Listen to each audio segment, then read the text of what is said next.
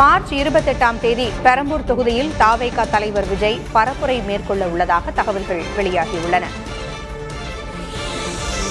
பெரம்பூரில் ஏசியுடன் கூடிய தவேக தேர்தல் பணிமனை அமைக்கப்பட்டிருந்த நிலையில் பரப்புரையை அங்கு அவர் மேற்கொள்கிறார் என்கின்ற தகவல்கள் வெளியாகியிருக்கின்றன. விஜய் பரப்புரை மற்றும் பாதுகாப்பு தொடர்பாக உள்துறை செயலரை சந்தித்திருக்கிறார் தவேகவின் செங்கோட்டையன்.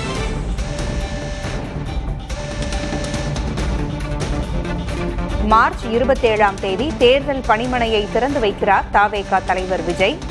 மார்ச் 28ஆம் தேதி பெரம்பூர் தொகுதியில் பரப்புரையை மேற்கொள்ள இருப்பதாகவும் தகவல்கள் தெரிவிக்கின்றன. மொத்தம் 20 நாட்கள் பரப்புரை மேற்கொள்வதற்கு திட்டமிட்டிருக்கிறார் தவேக தலைவர் விஜய். நாள்தோறும் 5-6 இடங்களில் அவர் பேசுகிறார் என்றும் தகவல்கள் வெளியாகியுள்ளன.